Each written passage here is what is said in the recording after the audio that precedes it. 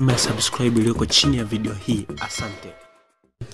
Mpenzi mtazamaji wa Bongo Media, karibu tena katika dawati letu la michezo, tukizidi kuangazia taarifa na habari mbalimbali ambazo zinajiri ndani lakini pia na nje ya Tanzania. Leo tunaenda kushuhudia mchezo mwingine wa ligi kuu ya NBC Tanzania, mchezo kati ya klabu ya Dar Young African dhidi ya Coastal Union. Young African kutoka Dar es Salaam leo wanaenda kuwakabili Coastal Union kutoka Tanga katika mchezo ambao utachezwa majira ya saa 10 kamili jioni katika uwanja wa KMC Complex.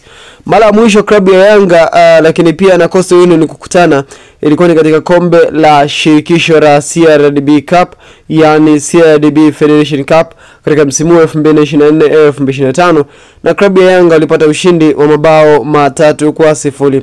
Leo kwa mara nyingine tena klabu ya Coastal Union wanakutana na klabu ya Yanga. Tutaenda kushuhudia dakika 45 za moto lakini pia na dakika 45 za pili za moto, yani kwa ujumla wa dakika 90 za moto.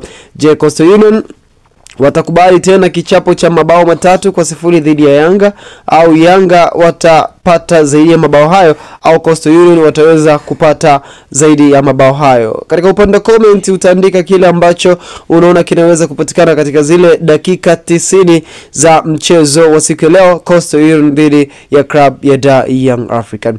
Club ya Yanga leo wanaingia kiwanjani kuzisaka alama nyingine 3 ili kuendeleza gap baina yao na watani zao wa jadi. Usisahau kwamba katika mchezo wa leo Yanga Sports Club wakimaliza kucheza watakuwa wamezidiana na watani zao wa jadi michezo miwili, lakini kama wakifanikiwa kupata point 3 basi tofauti yao na watani zao wa jadi upande wa Simba itakuwa ni jumla ya pointi 7. Hii inawafanya Yanga waendelee kujitanua zaidi wakiwa katika nafasi ya kwanza, na usisahau kwamba hii itawafanya pressure kuongezeka kwa upande wa watani zao wa jadi, huku wakihitajika kushinda michezo yao yote itakokuwa imebaki ili walingane usawa michezo na klabu ya Yanga, huku wakisubiria hatima ya dabi. Je, kweli itapangwa? Na hiyo ikiwa ndiye atakayeamua zaidi nani ataenda kuwa bingwa, na hapo itategemea nani ambaye atakuwa ameshinda mchezo huo. Hayo ndio yanojiri katika mitandao ya kijamii. Yanga dhidi ya Coastal Union, ni ipi timu itakayoondoka na pointi 3? Hayo ndio yanazungumzika kwa sasa. Tusubiri saa 10 kamili jioni katika uwanja KMC Complex nani atakayeondoka na pointi 3.